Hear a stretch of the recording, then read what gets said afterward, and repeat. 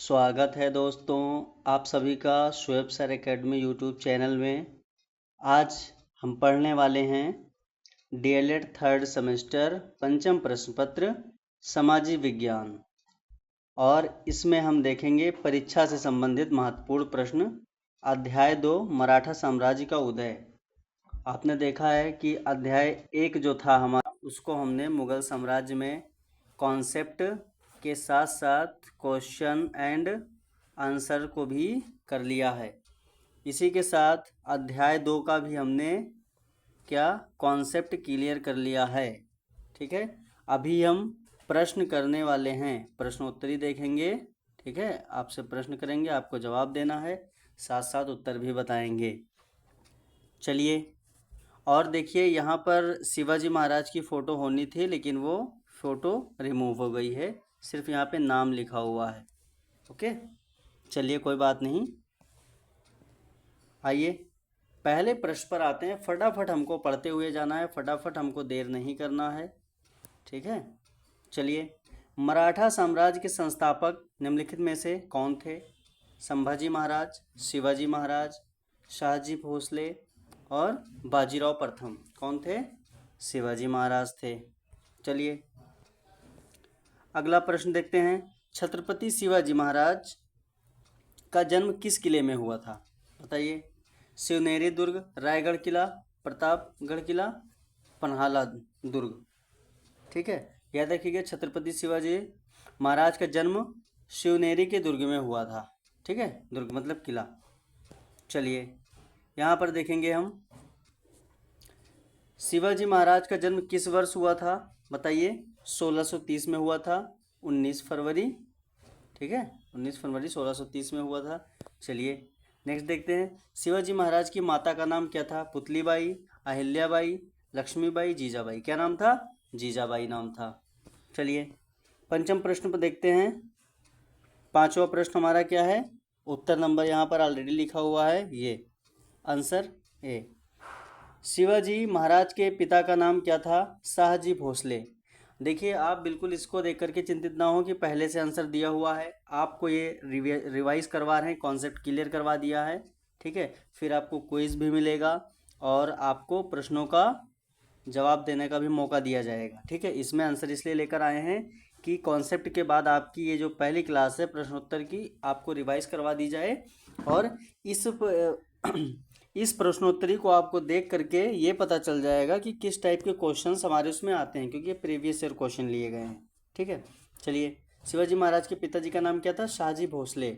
याद करना आपको आसान होगा। चलिए, शिवाजी महाराज के आध्यात्मिक गुरु कौन थे? ठीक है, स्वामी विवेकानंद, संत तुकाराम, संत ज्ञानेश्वर, समर्थ रामदास। बिल्कुल याद होगा आप सभी को, कॉन्सेप्ट ने की क्लास जिसने देखी है। जिसने नहीं देखी वो कॉन्सेप्ट वाली क्लास कर ले, नहीं तो समझ नहीं आएगा। चलिए प्रश्न नंबर 7 में हम देखेंगे, प्रश्न नंबर 7 को देखेंगे। शिवाजी के संरक्षण एवं राजनीतिक मार्गदर्शक गुरु कौन थे? बाजी प्रभु देश पांडे, दादाजी कोंडदेव, अफजल खान, तानाजी मालुसरे। कौन थे? दादाजी कोंडदेव थे। ठीक है, चलिए प्रश्न नंबर 8 देखेंगे। प्रश्न नंबर 8 में देखेंगे हम, शिवाजी महाराज ने सबसे पहले किस किले पर विजय प्राप्त की थी? बताइए। रायगढ़ किला, पुरंदर दुर्ग, सिंहगढ़ किला, तोरना किला। कहाँ पर? तोरना किला पे। चलिए अगला प्रश्न देखते हैं। अफजल खान, अफजल खान को शिवाजी के विरुद्ध दमन के लिए किसने भेजा था? बताइए। बीजापुर सल्तनत और औरंगजेब, गोलकुंडा दरबार, पुर्तगाली गवर्नर। किसने भेजा था? बीजापुर सल्तनत से इनके विरुद्ध भेजा गया था। ठीक है, चलिए। शिवाजी महाराज ने प्रतापगढ़ के पास अफजल खान का वध कब किया? 1605 में, 1659 में, 1665 में, 1674 में। बताइए। शिवाजी महाराज ने प्रतापगढ़ के पास अफजल खान का वध बघ, है ना, बघनख से किससे किया? बताइए। 1659 में। चलिए, बाघ वाले नाखूनों से।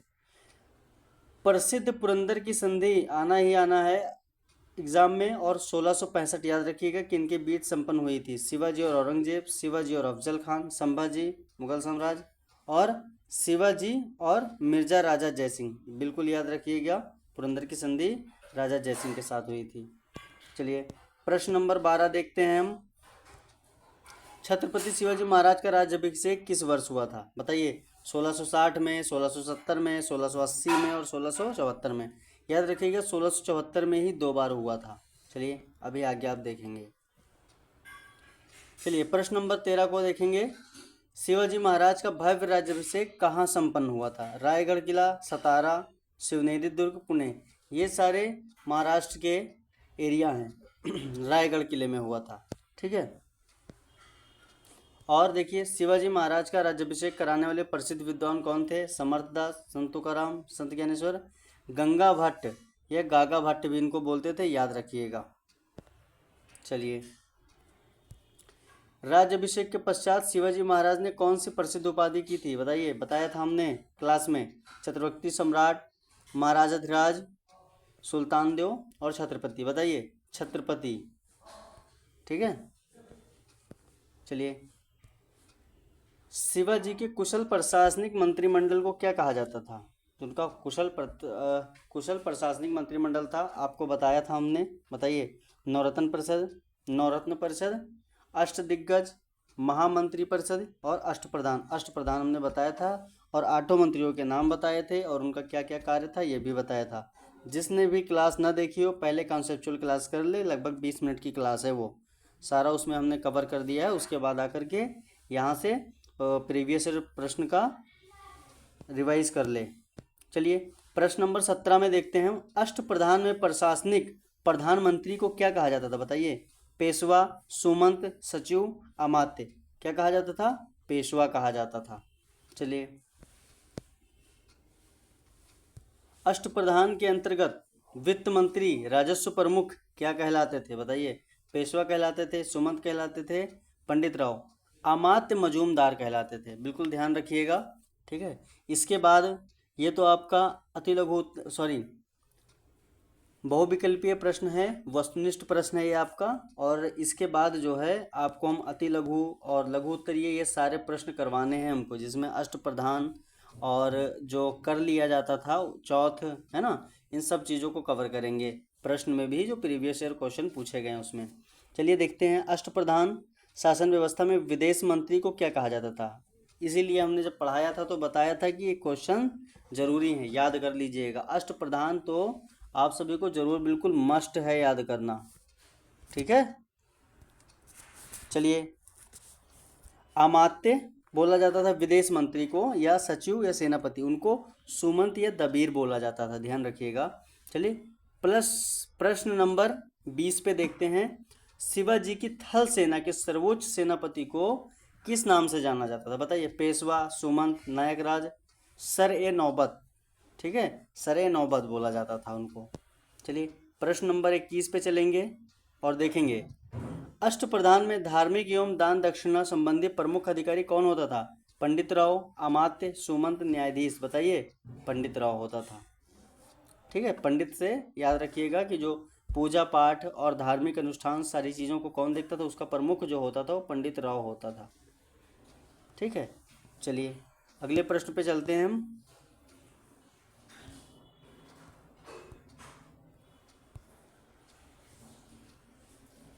विजित क्षेत्रों से सुरक्षा के बदले वसूले जाने वाले 25% कर को क्या कहते थे? चौथ, यानी कि इसमें 1/4 लिया जाता था। ठीक है। चलिए इसमें क्या होता था, जैसे यहाँ पर है ना, यहाँ पर मराठाओं का राज्य है इस एरिया में, और ये सब जो एरिया हैं यहाँ पर राज्य नहीं है, तो ये लोग क्या करते थे, इनकी जो सेना होती थी यहाँ पर ये इनकी सुरक्षा करते थे, इसके बदले चौथ लेते थे, यानी कि चौथाई, है ना, चौथ में से, यानी कि 4 भाग में से 1 भाग लिया जाता था, वही कर होता था। ठीक है ना। सरदेश मुखी भी कर हुआ करता था, लेकिन ये 10 में से 1 भाग हुआ करता था, वो अपने एरिया में हुआ करता था, है ना। चलिए प्रश्न नंबर 23 देखेंगे। अतिरिक्त 10% कर जो शिवाजी महाराज स्वयं को मुख्य वंशानुगत सरदेशमुख मानकर वसूलते थे, क्या था? चौथ था, जजिया था, सिंचाई कर था, बताइए। सर देशमुख। चलिए प्रश्न नंबर 24 पे देखते हैं। शिवाजी महाराज के विस्तृत मराठा साम्राज्य की मुख्य राजधानी कहाँ थी? इंपॉर्टेंट सवाल है ये, ध्यान रखिएगा। चलिए इंपॉर्टेंट सवाल करते हैं। पुणे था, या सतारा था, या कोल्हापुर था, या फिर रायगढ़ था, बताइए। रायगढ़ था, यहीं पर इनका राज्याभिषेक हुआ था। चलिए यहाँ पर देखेंगे, छत्रपति शिवाजी महाराज की मृत्यु के उपरांत उनका उत्तराधिकारी कौन बनेगा? जाहिर सी बात है उनका बेटा बनेगा, संभाजी महाराज बने थे। चलिए प्रश्न नंबर 26 देखते हैं। वीर छत्रपति संभाजी महाराज का बलिदान मृत्यु किस वर्ष हुई थी? संभाजी महाराज के बारे में पूछा जा रहा है। 1680, 1689, 1607, सॉरी 1707 और 1700, बताइए। 1689 में हुआ था। ठीक है। चलिए यहाँ पर हम ध्यान देंगे, संभाजी महाराज को किस क्रूर मुगल शासक ने बंदी बनाकर मार डाला था? बताइए। बाबर ऐसा नहीं किए, क्योंकि बाबर के टाइम में थे ही नहीं। अकबर द्वितीय नहीं हो सकता, शाहजहाँ भी ऐसा नहीं था। औरंगजेब जो हैं, औरंगजेब ने ऐसा किया था। संभाजी महाराज को किस क्रूर मुगल शासक, वो क्रूर मुगल शासक औरंगजेब ही हैं, ने बंदी बनाकर मार डाला था। ठीक है। चलिए प्रश्न नंबर जो है 28 में हम देखेंगे, शिवाजी महाराज ने अपनी नौसेना का सबसे मुख्य केंद्र कहाँ स्थापित किए थे? ये आपका मोस्ट इम्पॉर्टेंट प्रश्न है डीएलएड थर्ड सेमेस्टर को देखते हुए। ठीक है, क्योंकि इस तरह के प्रश्न आते हैं। शिवाजी महाराज ने अपनी नौसेना का सबसे प्रमुख केंद्र कहाँ स्थापित किया था? गोवा नहीं हो सकता, कोचीन वो भी नहीं, विशाखापट्टनम वो भी नहीं, लेकिन सिंधुदुर्ग, कोलाबा, जिसमें आपको पेपर में ज़्यादातर क्या कोलाबा देखने को ज़्यादा मिलेगा। क्या देखने को मिलेगा? बताइए। कोलाबा आपको देखने को ज़्यादा मिलेगा, ये कोलाबा, ध्यान रखिएगा। सिंधुदुर्ग होगा तो भी लगा दीजिएगा। तो यहाँ पे क्या आपने देखा कि जो नौसेना का मुख्य केंद्र था वो स्थापित किया गया था यहाँ पर। ठीक है। चलिए प्रश्न नंबर 29 देखेंगे हम। शिवाजी महाराज द्वारा अपनाई गई प्रसिद्ध युद्ध प्रणाली क्या कहलाती है? बताइए। छापा मार, गनिमी, कावा, गोरिल्ला युद्ध। ध्यान रखिएगा, चाहे छापा मार युद्ध नीति हो या गोरिल्ला युद्ध नीति हो, ये किसको? शिवाजी महाराज ने इसको अपनाया था। आमने सामने की सीधी लड़ाई नहीं थी, भारी तोपखाना नहीं था, जल व्यू युद्ध नहीं, छापा मार और गोरिल्ला युद्ध। ठीक है ना। चलिए यहाँ पर देखेंगे, पुरंदर की संधि के बाद शिवाजी और औरंगजेब की ऐतिहासिक मुलाकात कहाँ हुई थी? आगरा के किले में, दीवाने खास जिसको बोला जाता है। ठीक है। दिल्ली का लाल किला नहीं, औरंगाबाद छावनी नहीं, बीजापुर दरबार नहीं, आगरा का किला। ध्यान रखिएगा, पुरंदर की संधि के बाद, ठीक है, आगरा के किले में। चलिए प्रश्न नंबर 31 देखेंगे। प्रश्न नंबर 31 में क्या है? शिवाजी महाराज आगरा के किले के नज़रबंदी गृह से कब कुशलतापूर्वक बाहर निकले थे? बताइए। 1666 में, बिल्कुल याद रखिएगा, 1666 बिल्कुल भूलिएगा नहीं, 1666 ईस्वी में। ठीक है। 1666 ईस्वी में क्या था? फल और मिठाइयों के टोकरे थे, ठीक है ना, उससे निकलकर, उसमें बैठकर निकल करके संभाजी महाराज और शिवाजी महाराज बाहर आ गए थे। चलिए प्रश्न नंबर 32 देखेंगे। शिवाजी महाराज की पूजनीय कुलदेवी के नाम पर उनकी तलवार का नाम क्या था? शिवाजी महाराज की पूजनीय कुलदेवी के नाम पर उनकी तलवार का नाम क्या था? चेतक भवानी, राधा कृष्ण, भवानी तलवार, लक्ष्मीबाई कृपाण। बताइए। भवानी तलवार था, याद रखिएगा, तलवार के बारे में भी पूछा जा सकता है। ठीक है। चलिए छत्रपति शिवाजी महाराज का अंतिम भव्य सैन्य अभियान कौन सा था? अंतिम की बात हो रही है, कर्नाटक अभियान, जिंजी, है ना, जिंजी विजय। बिल्कुल ध्यान रखिएगा सभी लोग। लास्ट ये भी पूछा जा सकता है, ये इंपॉर्टेंट में आपका आएगा, है ना, इंपॉर्टेंट में आएगा। चलिए चलते हैं आगे। प्रश्न नंबर 34 देखेंगे हम। इसमें क्या है? मराठा राष्ट्र को अपूरणीय क्षति पहुंचाते हुए शिवाजी महाराज की मृत्यु किस वर्ष हुई? बताइए। 1680, बिल्कुल 1680 में हुई, 1674 में नहीं, 1690 में नहीं, 1685 में नहीं, कब? 1680, याद रखिएगा। ठीक है। चलिए प्रश्न नंबर 35 और यह आपका आखिरी प्रश्न है, प्रश्न नंबर 35। संभाजी महाराज की मृत्यु के पश्चात किसे नया मराठा शासक घोषित किया गया? बिल्कुल ध्यान रखिएगा। साहूजी महाराज नहीं, शिवाजी द्वितीय नहीं, ताराबाई भी नहीं, राजा राम। बिल्कुल ध्यान रखिए कि संभाजी महाराज की मृत्यु के पश्चात किसे नया मराठा शासक घोषित किया गया? राजा राम, याद रखिएगा। ठीक है, तो पहला जो था, पहला अध्याय हम आपको बता चुके हैं कि जो हमारा पहला अध्याय था, है ना, मुगल साम्राज्य, कौन सा? मुगल साम्राज्य, ये भी हम पढ़ा चुके हैं आपको, है ना। इसका कॉन्सेप्ट भी हो गया और क्वेश्चन आंसर भी हो गया।